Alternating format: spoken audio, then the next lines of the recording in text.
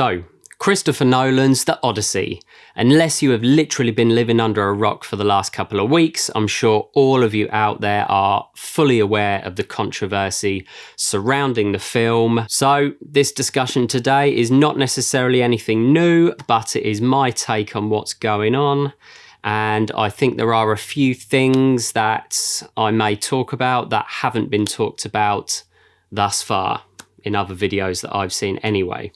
So sit back, relax. This is JimFLIX. Let's get into it. So this is Christopher Nolan's screen adaptation of The Odyssey. And for the source material, he is using the 2018 Emily Wilson translation, which is where some of the issues lie, but we'll get into that shortly. So let's start from the beginning. As you're probably aware, the issues began when the trailer was released for this film, not the original sort of snippet teaser trailer, but the main trailer. About 2 weeks ago it came out. And in that trailer, there were a few red flags, to say the least, that have been worrying, infuriating many people. So, what did I think of the trailer? Putting all the main issues to one side, just generally speaking, when the trailer came out, I was a little bit underwhelmed. Didn't really excite me that much. It looked very dull. I hate to parrot a lot of other takes online, but it just looked dull. It looked dark. It looked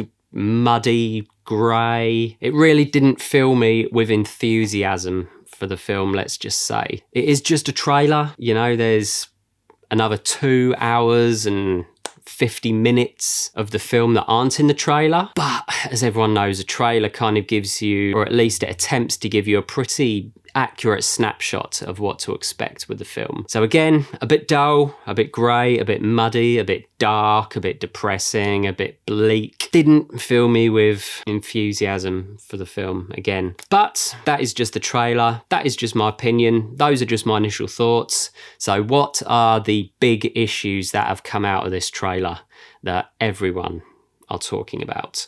Well, issue number 1 is the historical accuracy of the film. There seems to be a few issues relating to the historical accuracy that are, well, infuriating a lot of people, let's just say. Number 2, the casting of the film.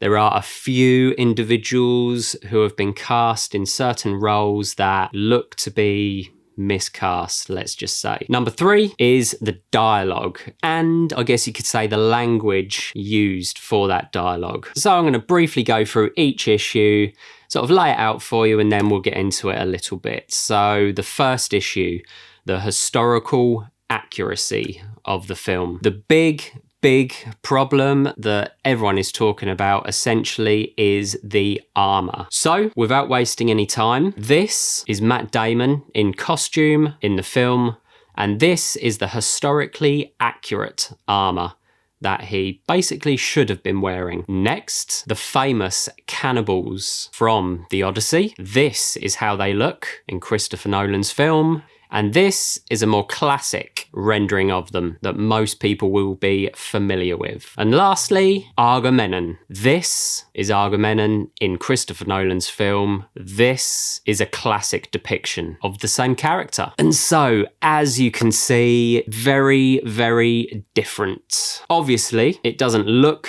like the film is historically accurate, but is this actually in fact the case? Experts seem to be in agreement that the armour does seem to be historically inaccurate, so for the sake of the argument, we're going to take that as read.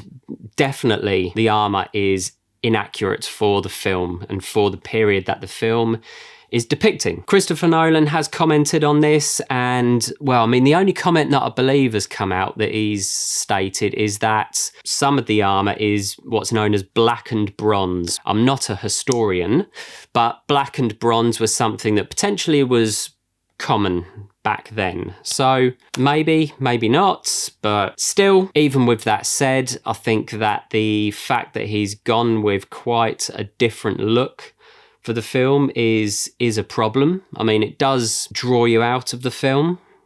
It's a little jarring. It looks a little awkward. I mean, Agamemnon, who, just as a reminder, looks like this, and probably should look more like this He basically looks like Batman. And seeing as Christopher Nolan made Batman is a little bit ridiculous. To me, he looks like one of those cringy gamer laptops, if I'm completely honest. It's just, that's the first thing I thought. It's so random, but that's literally what I thought when I saw the trailer. Was one of those cringy, sleek kind of, gaming laptops that you see. It doesn't look good. It doesn't look good. It's like Christopher Nolan is just trying to make it look a little bit more cool, a little bit more dark, a little bit more, and it doesn't work. I think the historically accurate armour looks more interesting. That's the thing. It looks instinctively, you just know that is how people from the Bronze Age would have looked, wearing bronze, not steel. I mean, the cannibals, it looks weird. Doesn't look very good. If I'm completely honest with you, does not look good. And I mean, I've been rambling a little bit, but I mean, why is this a problem? I think the main issue is that this is historical, this film. So albeit it may be a mythological story, but it comes from a certain time, a certain place. And so I think you need to accurately represent that place and that time just so that the film works. I mean, as Christopher Nolan himself has said, he wants to introduce or reintroduce people to the story. And so changing it just seems a bit of a bad call, as far as I'm concerned. Maybe it works. Maybe when you see the film in its entirety, everything will hang together and it will look okay. I'm skeptical. Because, I mean, when you see Agamemnon, it looks a little bit silly. When you see the cannibals, it looks a little bit silly. So unless they get changed and they have a whole different outfit, which I very much doubt is the case, then, yeah, it looks like that is how they're going to look for the film. The other thing, aside from the armour, another big thing that has popped up is the boats. So this is Christopher Nolan's depiction of the boats, and this is how they actually would have looked. So again, Christopher Nolan trying to, and no offence by the way when I'm saying this to Christopher Nolan, I love him as a director, he's great, but my gut instinct when I saw the trailer is that he's just trying to look cool, if you know what I mean, and a little bit darker and interesting and sleeker, and it looks like a Viking longboat which wouldn't have been around at that time, or at least the Greeks wouldn't have been using them. So just another thing to drag you out of the story. You want to get immersed in something like this. You want to feel like you're there in that environment at the time that it took place to really appreciate the film, and it's tough when you've got all these odd things, these odd visuals. And the other thing relating to the boats specifically and the historical inaccuracy is the fact that it looks so dull and grey and overcast. The Odyssey largely takes place in the Mediterranean and Aegean Sea, which basically should have been different climate to the one that it looks like Christopher Nolan has gone with. I mean, again, it's just a trailer, it's just a few clips, but it looks very dark, very overcast, very drab. Apparently, there are suggestions that the Odyssey in fact took place in the Baltic Sea, which may have looked a little bit more like Christopher Nolan's depiction. But again, I mean, it's just another decision that has been made, another representation that is just not what you would expect. So whether it could be right or could be wrong or whatever the case may be, it's just another thing to drag you out of the story. So what can you say? But putting aside the historical accuracy of the film, next, the casting. Now, there are a few individuals who have been cast in the film that look like they've potentially been miscast, in my opinion, in a lot of other people's opinions. Those actors are Travis Scott, Lupita Nyong'o, and the biggie, Elliot Page. And it's a miscasting issue, really. I mean, those individuals could be in the film, but in the roles that they're in, it just doesn't seem logical. So firstly, Travis Scott apparently is going to be playing kind of a bard, which is sort of like a public speaker, I guess you could say. And there are very worrying rumours that he is in fact going to be essentially narrating some of the film, and possibly narrating it in the form of a rap with trap music as the backing score. If that is the case, that is just insane. insane, or at least seemingly it's insane. Maybe it works, but crazy. Next, Lupita Nyong'o. So, she has been cast as Helen of Troy, which, I mean, I'm annoyed that I'm in the position that I'm now having to say this, but Helen of Troy, descripted in The Odyssey as golden hair, pale skin, the epitome of beauty, launched 1,000 ships or whatever the case may be. Lupita Nyong'o is a black lady, a very pretty black lady, you know, in a lot of people's opinion, I'm sure, but certainly doesn't have golden hair. She doesn't have pale skin. And this is subjective, but is she the epitome of beauty? Call her beautiful if you like, but I wouldn't say that she's stereotypically the epitome of beauty. And this is where I want to make a point that I've not seen raised in any other video on this controversy, which is that The Odyssey is a mythological, archetypal story.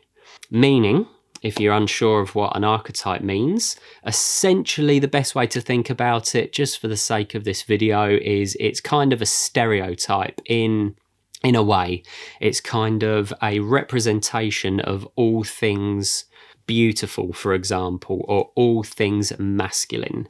So the character of Helen of Troy as the character Achilles and Agamemnon, they're all archetypes of essentially certain forms that humans come in.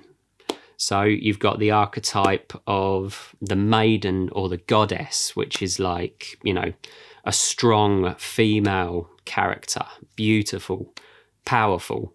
So the archetype of Helen of Troy is essentially she is the epitome or the archetype of beauty, which Lupita Nyong'o isn't, in my opinion, and only in my opinion as far as I'm concerned. Anyone else out there can say what they like. Many seem to be agreeing, but that is simply the case as it is. Which brings me on to the next potentially dreadful casting decision, which is Elliot Page as Achilles. Everyone else is talking about this, so I'm not going to go on and on and on and on. But again, in terms of an archetype, Achilles is the archetype of basically the warrior, you know, the masculine warrior. So is Elliot Page the first person you would think of to play this role? No, not in my opinion. And probably not in anybody else's opinion in the whole world other than Christopher Nolan, it seems. Which is bananas. Absolutely ridiculous as far as I'm concerned. It's just crazy. And, you know, poor Ellen Page and Lupita Nyong'o, I mean, they were cast in this film. They're not going to say no to those roles, are they? Potentially they aired concerns about being cast in those roles, maybe not, who knows. But, you know, they're getting slammed for this and it's maybe not their fault. So, Nolan, what are you doing? One little disclaimer though, I don't think it is entirely confirmed that Elliot Page will be playing Achilles. So we're just basing that on rumour and what we know so far. Just a disclaimer. So, we're at that point in the video where I'm going to play devil's advocate. Starting from the top, the historical inaccuracies. This is a bit odd for Christopher Nolan, who takes a lot of care over his films. I know that he is a huge Stanley Kubrick fan, who was also meticulous in his set designs, everything, basically from top to bottom. So it seems very strange that Christopher Nolan would make these decisions. The only thing that I'm thinking basically is based on the translation of the Odyssey he's using, which is seen as basically a politically motivated, feminist motivated, kind of modern-ish depiction of the Odyssey, a more modernized depiction. I think maybe that's made him feel that he's got free rein to be able to make these changes. You know, the historical accuracy. He can fall back on the fact that it's a modern depiction, or kind of a modern depiction of the Odyssey. The casting decision, I think, maybe falls into that category. because of the translation he's using. That means he has a bit of free rein in order to make these slightly different and, again, dare I say, politically motivated decisions and casting choices. And again, playing devil's advocate a bit more, will these seemingly strange decisions pay off? Does the film in its entirety hang together? Is it one of those cases where you see it in the trailer and it's just jarring because it doesn't seem right, but as you move your way through the film from the beginning to the end, you kind of set into the slightly different style that you were expecting, and you'd get immersed and it's not a problem? I don't know. I would doubt it. I feel like from watching the trailer that you sit down in your seat, the Odyssey starts, and it is just instance after instance of you kind of going, huh? What? That's just how I feel at this point in time. So, the other issue was the dialogue, which is a little bit more straightforward and kind of falls into some of the critical categories that we've already outlined. They're using kind of modern-ish dialogue. Robert Pattinson says the word daddy. Tom Holland says the word dad. Matt Damon screams, "Let's go," as they charge off into battle. Say no more. I think the main issue for me, though, if I'm completely honest, is the fact that they're talking in American, which, modernisms in terms of the dialogue is an issue. But what really bolsters up that issue is the fact that they're talking in American. Now, American actors put on English accents. English actors put on American accents. If they're actors, I think this is kind of a given for your craft. So I personally, and I'm English, so please don't roast me in the comments, I do think that the film probably should have been in English. I think the English language, the English accent, is a lot more synonymous with the medieval times, ancient times. It just seems to have a bit more of a history to it, and you just naturally kind of feel instinctively that it's older. Let's just say, rightly or wrongly, I think that is the case. The American accent is synonymous with Hollywood, with films, with movies. It sounds modern, it sounds contemporary, particularly with daddy, dad, let's go, and what other atrocities are in there that we haven't even seen yet. So that is the case, in my opinion, when it comes to the dialogue. So all these things combined are worrying, a lot of red flags, a real shame. I don't know what he is thinking, but I mean, ultimately, we are just going to have to wait and see, people, and hope that somehow this thing works. I hope it does. One very last thing as well, which is another overarching issue for the film, is, in my opinion, the all-star cast looks to be a bit of a problem. When I was watching the trailer, it is a lot of faces that are just popping out at you and you recognise them, which is difficult because I think with a film like this, where you need to be immersed in a different time, a different place, when you're seeing Matt Damon, Anne Hathaway, Tom Holland, Robert Pattinson, Elliot Page, all these contemporary people that you see every day on your newsfeed, it just pulls you out of it. It's like a who's who, and it's too modern.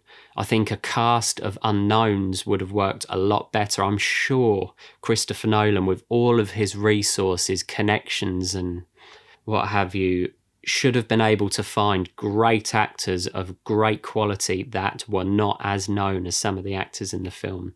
Obviously, they're going to do an incredible job as actors. Robert Pattinson looks amazing in the film, I have to say. One of the few things that does pop out as looking very good, looking strong.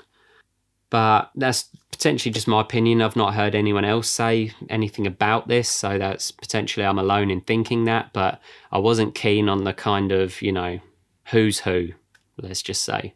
So, I mean, overall, all these issues I feel kind of fall into one category, which is it all seems to be a little bit politically and socially motivated, which Christopher Nolan has never been guilty of in the past. All of his films seem fairly socially and politically neutral. There's not an agenda with any of his work. But in this case, due to the translation of the Odyssey that he's using, it seems to be like an umbrella issue that is trickling down into a lot of the decisions and a lot of the elements of the film, let's say. So I'm aware that I'm starting to ramble. I mean, I think we've pretty much covered everything.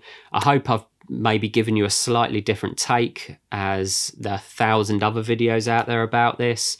I mean, the main issue that I felt was the whole archetypal nature of the film. I think that the film, if there is any film that needs to be stereotypical and stick to the source text, it should be this. I mean, it's archetypal in nature, it's stereotypical, it's mythological. But again, let's wait and see. I'm certainly going to go and see the film. I'm sure a lot of other people are going to go and see the film. Please like and subscribe. Comment down below with your thoughts and feelings on the Odyssey trailer, if you're excited to go and see the film, if you're not. And I'll see you in the next one. Thank you. Take care.